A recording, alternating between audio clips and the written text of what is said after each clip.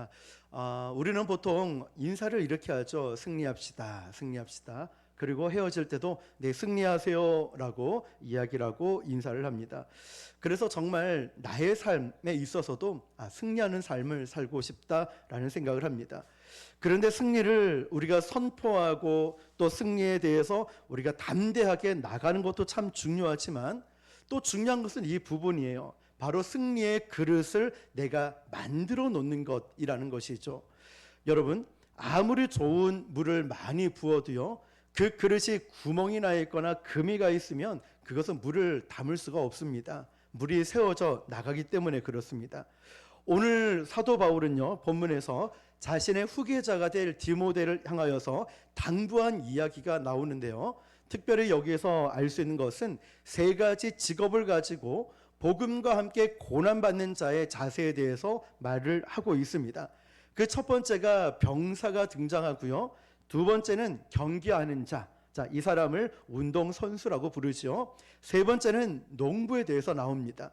세 가지 직업을 말을 하면서 복음과 함께 고난을 받을 때 이러한 자세로 이겨내야 되고 또 이렇게 그릇을 만들어 놓아야 된다고 이야기를 합니다. 이 세 직군의 공통점은 고난이 있었다는 것입니다. 그리고 우리가 여기에서 고난을 이겨내고 승리를 담은 그릇을 만들기 위해서는 5가지 비밀을 발견할 수가 있습니다. 그 첫 번째가 뭐냐면 고난을 받으라는 것인데요, 3절입니다. 시작. 너는 그리스도 예수의 좋은 병사로 나와 함께 고난을 받으라. 아멘. 아멘. 자, 첫 번째 직업이 병사가 나오는데 특징은 고난을 받으라라고 되어 있죠. 영어 성경을 보니까 디모데야, 나와 함께 고난을 견디자라고 되어 있습니다. 사도 바울은 지금 여기서 말하는 고난을 추상적으로 이야기하는 것이 아니라 실제로 매를 맞고 실제로 감옥에 갇히고 박해를 받는 것을 말하고 있는 것입니다. 좋은 병사란 뛰어난 병사죠. 뛰어난 병사는 어떤 걸까요? 극심한 고난을 견뎌낼 수 있는 병사가 뛰어난 병사입니다. 군대의 모든 훈련은요, 극심한 고난을 전제로 합니다. 그래서 특수부대 정예병일수록 아주 훈련을 혹독하게 하는데요, 저는 해군을 나왔다고 말씀드렸죠. 그런데 군복무를 하며 군함을 타다가 특수부대에 지원할 수 있는 기회가 있었습니다. 지원하고 싶어서 여기저기도 알아보고 준비하는 가운데 제가 포기하게 된 계기가 있습니다. 선배 고참이 이런 얘기를 합니다. 해군에 보면 SSU라는 특수부대가 있는데, 야, 거기서 어떻게 훈련받는지 아니, 한 가지만 얘기해 줄게. 자, 일단 뭐 수영이나 잠수 이 정도는 뭐 다 알고는 있는데요, 큰 물안경이 있습니다. 이 물안경에 물을 들어오지 말게 해놓은 거잖아요. 그런데 여기에 바닷물을 넣습니다. 그러면 이렇게 눈을 뜬 상태로 구보를 하고 뛰어야 됩니다. 바닷물 있는 상태에서. 그런데 점심시간이 되면 어떻게 하냐면 이제 그 물안경에 물이 차 있는 상태에서 밥을 먹어야 돼요. 그러면 눈물 콧물 다 쏟아집니다. 거기서 탈진하기도 하고 거기서 탈락하기도 하고 굉장히 힘들죠. 그런데 참 신기한 것은 그 혹독한 훈련들을 이겨내는 사람이 있다는 것입니다. 일단은 견뎌내고 나면 그들은 명예로운 배지를 받게 됩니다. 교회를 가리켜서 주님의 군대라고 이야기를 하죠. 어둠의 세력과 맞서 싸울 수 있기 때문에 그만한 고난을 감당할 준비가 되어 있어야 됩니다. 교회가 이런 것처럼 저와 여러분도 고난 없이 형통할 것이다, 좋은 일만 일어날 것이다, 이것만 기대하다가 우리가 낙심하고 좌절할 때가 많습니다. 우리도 고난이 옵니다. 똑같이 어려움을 겪고 힘든 일들이 있습니다. 바로 이것을 준비하라는 것이죠. 그러기 위해서 바로 그릇을 준비하라고 말씀합니다. 토니 에반스라는 목사님이 있는데요, 미국에서 존경받는 목사님 중에 한 분이셨습니다. 이분이 설교를 할 때마다 매주일 수백만 명의 미국인들에게 중계 방송이 되고 목회하는 교회도 수만 명이 될 만큼 아주 대형 교회이고 굉장히 영향력을 끼치는 목사님이셨습니다. 그리고 대통령의 영성 자문위원이기도 했습니다. 아주 유명한 목사님이신데요, 그런데 이 전설적인 목사님에게 목회 초년생이 찾아와서 저도 목사님처럼 훌륭한 설교자가 되고 싶습니다 라고 그랬더니 이 목사님이 뭐라고 말씀했을까요? 감옥 설교부터 시작하게 라고 했습니다. 실제로 이 목사님은요, 이 30대에 감옥에서 설교를 하시고 노숙자 센터에서 설교를 하시고 그리고 군대에서 길거리에서 온갖 험한 데서 이 목사님은 설교를 했던 것이죠. 그렇게 고생하면서 그 목사님의 영성이 점점점 영그러지고 깊이가 만들어졌다는 것입니다. 영적 지도자의 길, 하나님의 일꾼이 되는 그 길은요, 고난을 정면 돌파하는 것입니다. 세상은 이렇게 가르치죠. 어떻게든 고난을 피해갈 것을 가르칩니다. 우리 자녀들에게도 어떻게 해서든 고난 안 당하고 고생 안 하고 어떻게든 돈으로 먼저 무마할까, 편하게 해줄까라는 생각을 하지요. 하나님 보시기에 승리를 선포하는 인생은요, 고생 하나 안 하고 손 하나 물방울 안 묻히고 호요식하는 인생이 아니라 고난이 오고 핍박이 올 때에 정면 돌파하고 견뎌내는 인생을 말합니다. 그리고 그 고난 가운데 오히려 꽃을 피우는 인생이죠. 위대한 군인은 위대한 전쟁터에서 만들어집니다. 우리의 신앙도요, 어렵고 힘든 곳에서 꽃을 피우는 것입니다. 고난이 올 때, 아픔이 올 때 힘들지요. 어렵습니다. 당해보지 않은 사람은 그 깊이를 가늠할 수가 없어요. 그렇지만 그 고난의 깊이 가운데 우리는 하나님의 특별한 은혜를 경험하게 됩니다. 사도 바울은 우리가 그리스도와 함께 영광을 받기 위하여 고난도 함께 받을 것이라고 말합니다. 그런데 많은 사람들은 고난은 받고 싶지 않고 영광만 받겠다고 하니 그게 되겠습니까? 기독교 역사를 보면 가장 위대한 영적인 승리는 가장 힘든 영적 전쟁터에서 만들어졌습니다. 위대한 전도자 요한 웨슬리도요, 평생 얼마나 많은 협박과 테러와 적들의 모함에 시달렸는지 모릅니다. 그런데 그는 그 고난을 피해가는 것이 아니라 정면 돌파해서 수백만 명의 영국 사람들에게 복음을 전했습니다. 우리가 정말 이 땅에서 승리하길 원한다면 우리가 정말 고난을 피해가려고 기도하는 것이 아니라 고난을 이겨낼 수 있는 능력을 달라고 기도해야 되는 줄 믿습니다. 주의 일을 하다가 고난 당하는 것을 영광으로 알고 도망가지 말고 피하지 마시길 바랍니다. 가족 중에 혼자 예수 믿는다고 핍박받는 분 계시다면 의연하게 기도하시면서 잘 견디시기 바랍니다.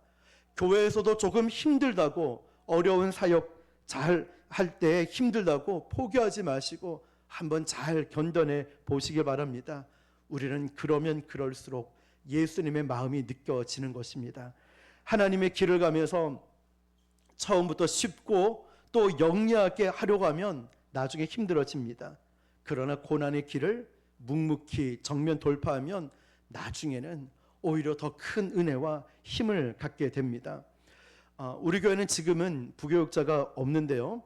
그래서 제가 찬양 인도부터 설교와 기도의 인도, 신방, 전도, 행정까지 혼자서 많은 일들을 감당하고 있죠. 그런데 제가 지난주 토요일에 다른 교회에 부흥의 인도를 하고 돌아오면서 이런 생각이 들었습니다. 이거 우리 교회에서 늘 하던 건데, 찬양 인도든 말씀을 전하는 것든 또 기도의 인도든 우리 교회에서 늘 하던 건데, 그리고 늘 준비가 되어 있으니까 부흥회를 인도하면서도 힘들다는 게 느껴지지가 않는 거예요. 그래서 교회로 돌아오면서 이렇게 힘들다고 불평하고 원망하고 그렇게 말할 것이 아니라 그런 힘든 시간을 통하여서 하나님은 나를 준비시키고 계셨구나, 오히려 감사한 마음이 들었습니다. 목회하다가 힘들고 어려울 때도 고난당하신 주님을 기억하니 저는 고난의 고자도 말 못합니다.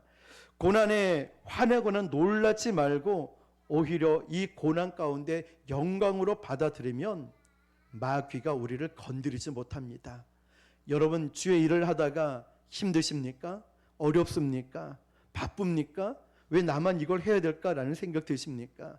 오히려 그때 나 같은 거를 사용해 주시니 감사하네 라고 영광으로 여긴다면 마귀가 절대로 우리를 건드리지 못합니다. 오히려 고난을 정면 돌파하며 우리는 승리하게 될 것입니다. 자, 두 번째는 인생을 심플하고 집중력 있게 정리할 필요가 있는데요. 4절입니다. 시작. 병사로 복무하는 자는 자기 생활에 얽매이는 자가 하나도 없나니 이는 병사로 모집한 자를 기쁘게 하려 함이라. 아멘. 여기서 자기 생활이라는 것은 생업이 있고 사업이 있고 이 모든 것을 포함하는 것입니다. 이 당시 로마의 군인들은요 거의 다 시민병이었습니다. 다시 말하면 전문 용병이 아니었어요. 직업 군인이 아니었다는 거예요. 이 말은 평소에 자기 직장도 있고 자기 가정도 있다는 이야기입니다. 그러나 전시 상황이 되면은 나라의 부름을 받고 바로 출정하게 됩니다. 일단 전쟁터에 나가면 두고 온 가정과 직장 일을 접어두고 전쟁에 집중하게 됩니다. 그러면서 자기를 불러준 조국을 기쁘게 한다는 것입니다. 여러분, 우리도 주님의 군대임을 믿으십니까? 군인이고 군대라는 것이죠. 모집한 우리 주님을 기쁘시게 하기 위해서는 무엇을 해야 될까요? 하나님이 쓰시기 편한 사람이 되어야 됩니다. 아무리 실력 있고 능력 있고 가진 것이 많아도요, 이 사람을 쓸 수 없다면 그 무슨 의미가 있겠습니까? 그러므로 하나님이 저와 여러분을 쓰시기 좋은 사람이 되도록 우리 인생을 좀 재정비할 필요가 있습니다. 그렇다고 여러분에게 직장을 그만두고 신학교 가라 이야기는 아닙니다. 주님께서 여러분의 시간과 여러분의 물질과 재능을 주님이 의도하신 대로 주님이 좀 편하게 쓰실 수 있도록 우리의 인생을 조금 가볍고 심플하게 만들어 놓을 필요가 있다는 것입니다. 오늘날 우리의 삶을 보면 주님이 쓰시기에 너무 복잡합니다. 또 우리의 삶에 우리 주님이 들어오시기에 너무 복잡하고 팍팍합니다. 그리고 우리는 이것을 잘 사는 거라고 생각을 합니다. 원하든 원하지 않든 간에 우리 인생은 빠르게 돌아가지요. 우리의 삶을 보면 참석할 회의들이 너무 많고 처리해야 될 일도 너무 많아요. 내가 빨리 지금 예배 시간인데도 답해야 될 카톡도 많고요. 페이스북에 댓글도 달아야 되고 유튜브에 조회수도 올려줘야 되는 거예요. 너무 바쁜 거예요. 그런데 여러분, 이렇게 정신없이 뛰다 보니까 나중에는 진이 빠져버리는 거예요. 그런데 우리는 눈앞에 닥치는 모든 일이 중요한 일이라고 생각하지만 꼭 그렇지는 않습니다. 지나와서 봐보니 그렇게 중요한 일이 많지는 않았다는 것이죠. 오히려 사람을 기쁘게 하려고 하다가 탈진하는 일이 있었다는 것입니다. 그러다 보니까 우리나라에는 이런 농담이 있습니다. 하나님이 현대 크리스천을 만나려면 스케줄을 잡아야 된다고. 미리 예약을 해야 만날 수 있대요. 우리 교회 성도들 만나려면 예약을 해야 된다는 거예요. 하나님이 들어올 틈이 없다는 거죠. 우리는 하나님께 쓰임받는 인생이 되겠다라고 말하면서 하나님이 내 인생에 개입해 들어올 자리가 없어요. 너무 복잡한 거예요. 지난번 말씀드렸죠.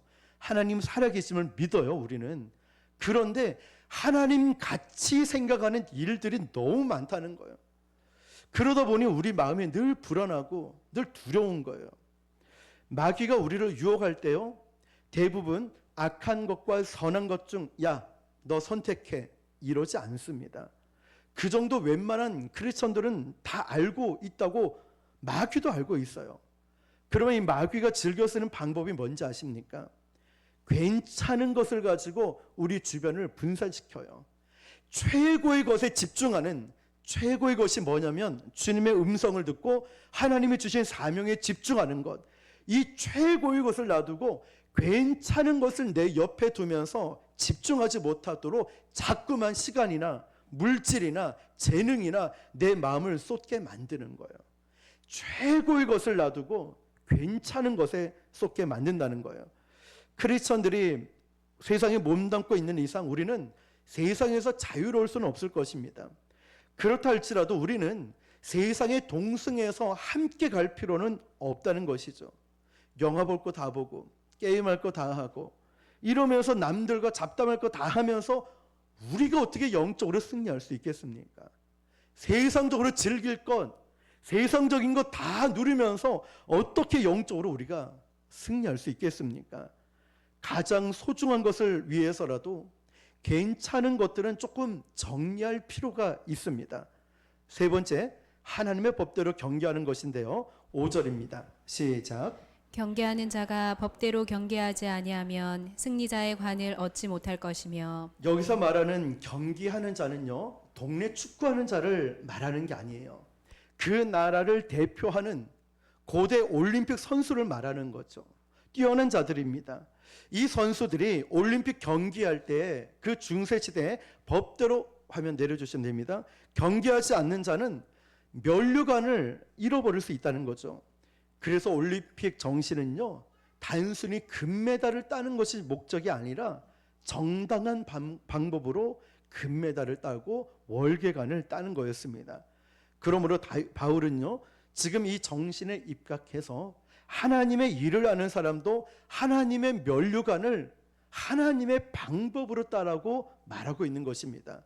다시 말하면 교회도 하나님의 법대로 움직여야 됩니다. 교회 일을 한다고 하면서 다 하나님 일하는 거 아니죠. 교회 일을 할 때 하나님의 방법으로 해야 됩니다. 다시 말하면 교회는 말씀과 기도로 기본 공사가 되어야 됩니다. 초기부터 힘들더라도요, 우리 목회자들과 또 초기 리더들이 함께 고난을 겪고 또 흘려야 될 눈물들을 다 흘려야 한다는 것입니다. 보통 목회자들이 교회를 개척할 때 내가 교회를 개척하면 잘 될 거야, 성공할 거야, 부흥할 거야 기대를 합니다. 저도 예외는 아니었죠. 그러나 지나온 시간을 보니까 흘려야 될 눈물들을 다 흘려야 됐고요.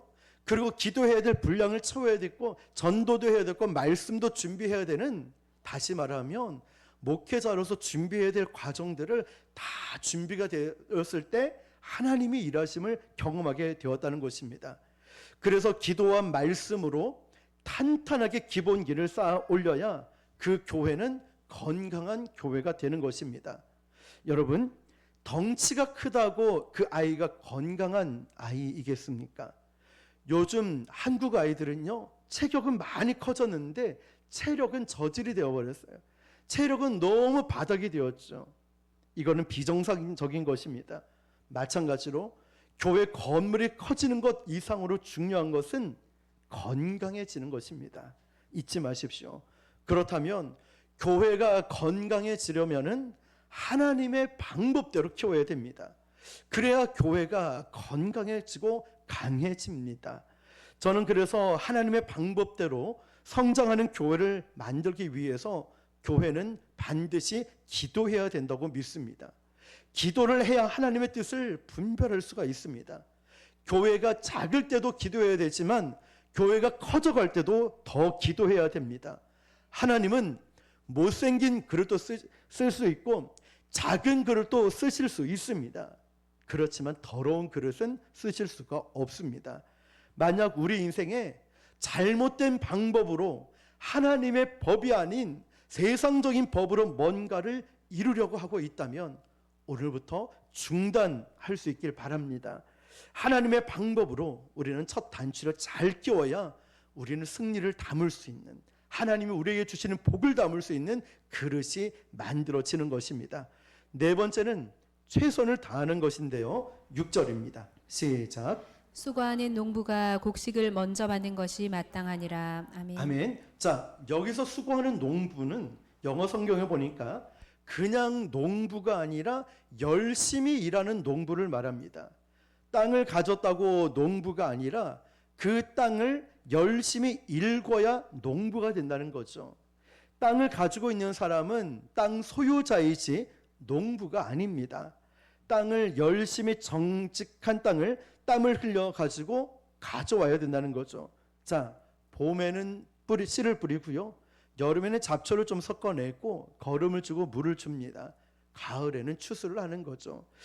그래야 농부는 가을에 열매를 기대할 수 있다는 것이죠. 땅을 가진 사람이 농부가 아니고 땅을 일구는 사람이 농부입니다. 하나님께서 우리에게 주신 땅은요, 여러분, 우리에게는 재능이 될 수 있고 직분이 될 수 있을 거예요. 그리고 어떤 사역이 될 수 있고 어떤 일들이 될 수 있습니다. 하나님께서 저와 여러분에게 이런 직분을 주셨고 사명들을 주셨습니다. 그런데 이 땅을 일구지 않은 농부처럼 하나님이 나에게 주신 직분을 일구지 않아요. 땀을 흘리지 않는 거예요. 자, 집사라는 직분, 장로, 목사 직분을 받아놓고 정직한 땀을 흘리지 않으면은 말씀과 같이 수고의 열매를 받을 수가 없다는 거죠. 우리의 가정과 회사도 주님이 주신 땅입니다. 받다 놓기만 하고 축복을 일구지 않는다면 우리는 추수하지 못한다는 거죠. 그래서 오늘 6절 말씀처럼 수고한 농부는 남보다 먼저 곡식을 받는 것이 마땅하니라. 하나님 나라의 법칙입니다. 나이 많은 농부가 먼저 시작한 농부가 곡식을 받는 게 아니고 수고한 농부가 먼저 열매를 거둔다는 거예요. 처음 된 자가 나중되고 나중된 자가 처음 될 수 있다는 말씀처럼 나이가 많고 적음이 아니라 먼저 시작한 농부가 아니라 수고한 농부가 먼저 열매를 거둔다는 것입니다.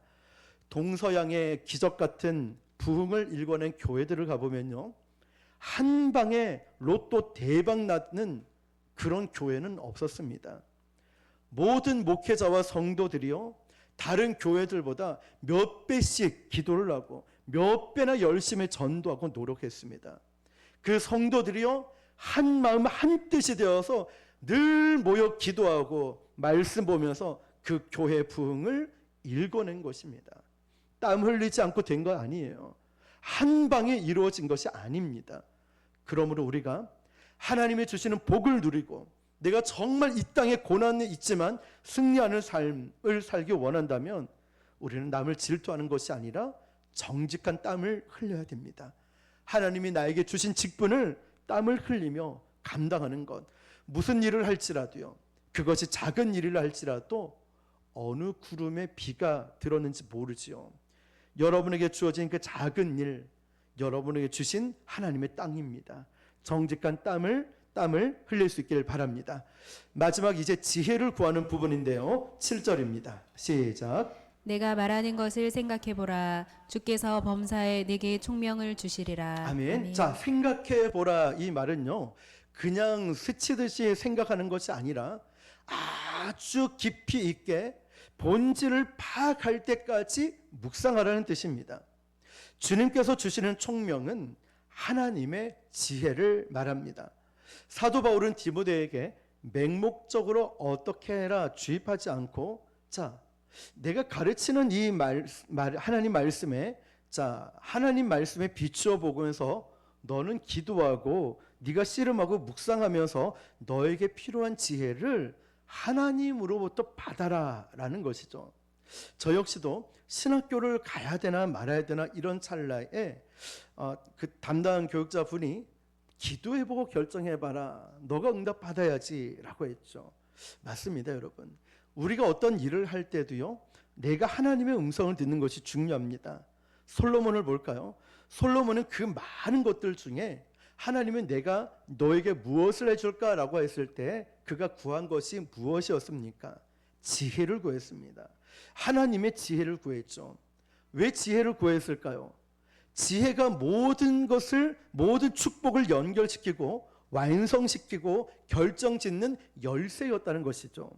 우리에게 인간적인 지혜가 아니라 하나님의 지혜가 필요합니다. 세상적인 처세술이 필요한 것이 아니라 성령의 분별력이 우리에게 필요한 것입니다. 지혜는 지식이 아닙니다. 학벌 좋은 사람도요, 지혜가 없는 사람이 있어요. 어떤 분은 정말 착해요. 믿음도 좋아요. 외국에서 박사 학위도 받고요. 그리고 명문대도 나오셨어요. 정말 열심히 사셨는데 지혜가 없어가지고 결정적인 순간마다 잘못된 결정을 내렸다는 거예요. 여러분, 우리 인생을 한번 돌아보시길 바랍니다. 여러분의 인생에서 여러분의 발등을 찍었던 일들은 내가 지혜가 없어서 생긴 일들이었습니다. 노력이 부족한 것도 아니고요, 재능이 없어서도 아니었어요. 내가 왜 이렇게 지혜가 없었지? 그 지혜가 없으니 그 혈기를 못 참아서, 그 지혜가 없으니 내가 이 말을 해서, 그 지혜가 없어서 잘못된 결정을, 지혜가 없어서 내가 이 사람을 만나고, 지혜가 부족한 일들이 너무 많아요. 그래서 이 지혜 때가 없기 때문에 우리가 늘 고생할 때가 많았다는 것이죠. 우리가 주님이 주시는 승리를 담기 위해, 이 고난을 극복하기 위해서는요, 바로 지혜가 있어야 됩니다. 하나님이 주시는 지혜의 시작은 일단 하나님의 눈으로 내 자신을 바라봐야 됩니다. 내 자신을 볼 때 장점과 단점을 하나님의 눈으로 볼 수 있어야 됩니다. 내게 주신 재능, 열정, 하나님이 나를 이 시기에 어디로 인도하시는지 잘 볼 수 있어야 됩니다. 하나님의 말씀, 하나님의 음성을 듣기 전에 세상의 말들을 듣고 나를 함부로 평가하면 안 됩니다. 많은 사람들이, 또 세상 사람들은 우리를 평가절하하죠. 너 같은 게 그걸 할 수 있냐? 너 그 대학 나와서 뭐 할 거야? 너는 이래가지고 안 되는 거야. 자꾸만 깎아내리기도 하죠. 반대로 이런 경우도 있습니다. 아무 근거도 없이 무책임하게 야 당신 최고야 최고야 이러다가 자아도취에 빠져요. 교만해져요. 이러다 보니까 노력하지 않고, 이러다 보니 기도하지 않고, 이러다 보니 하나님을 의지하지 않는 일들. 그러니까 평가절하도 문제지만 나를 교만하게 만드는 것도 문제죠. 그러므로 이제 저와 여러분은 하나님의 임재 앞에 엎드려서 하나님의 지혜로 내 자신을 바라볼 수 있길 바랍니다. 야고보서 1장 5절입니다. 시작. 너희 중에 누구든지 지혜가 부족하거든 모든 사람에게 후히 주시고 꾸짖지 아니하시는 하나님께 구하라. 그리하면 주시리라. 아멘. 우리 중에 지혜가 부족하지 않은 사람이 어디 있겠습니까? 특별히 가정의 책임자인 가장, 그리고 회사의 책임자, 교회 목회자, 교회에서 리더로 섬기고 있는 분들, 이 분들에게 정말 필요한 것 중 하나가 지혜입니다. 저도 목회를 하면서 정말 지혜가 필요하다 생각을 참 많이 합니다. 그럼 어떻게 해야 될까요? 오늘 야고보서 1장 5절 말씀처럼 너희 중에 누구든지 지혜가 부족하거든 모든 사람에게 후히 주시고 꾸짖지 아니하시는 하나님께 뭐 하라고요? 구하라고. 그럼 어떻게 됩니까? 주시리라. 간절히 기도하라는 거예요. 지혜가 부족하면 그 누구도 세상 사람들이 도와주지 않아요. 하나님의 지혜가 필요합니다. 우리에겐 정말 그 지혜로 살아가야 됩니다. 마귀는 우리를 어지럽히려고 하지만 하늘의 지혜는 어디서 옵니까? 필사적으로 말씀 묵상할 때, 기도할 때 그 시간에 지혜가 오는 거예요. 그 지혜를 주시는 거예요. 그러면서 기도도 하지 않고 예배도 드리지 않고 말씀도 보지 않으면서 어찌 우리가 지혜를 얻을 수 있겠습니까? 그 시간을 우리가 날마다 만들어야 돼요. 어떤 분은 새벽 시간에, 어떤 분은 저녁 시간에, 어떤 분은 예배 시간에, 어떤 분은 혼자 조용히 묵상하는 기도 시간을 만들어야 돼요. 하나님, 저에게 지혜를 주십시오. 하나님, 저를 인도해 주십시오. 하나님과 나와의 1대1의 그 시간들을 만들어 가야 되는 것입니다. 겸손히 기도하며 하나님께 내 인생을 맡길 때 하나님은 우리에게 차원의 다른 복을 허락해 주실 것입니다. 오늘 이 말씀처럼요, 오늘 우리가 복음을 전할 때 고난을 받을 수 있죠. 복음을 위해 고난을 받지만 우리가 그때 승리하자. 네, 좋습니다. 중요한 것은 하나님이 나에게 승리를 주셨을 때 받아들일 그릇들이 잘 준비되어 있는 것입니다. 오늘 저와 여러분들이 오늘 이 말씀 붙들고 지혜롭게 승리할 수 있는 저와 여러분 되시기를 주님의 이름으로 축원합니다. 기도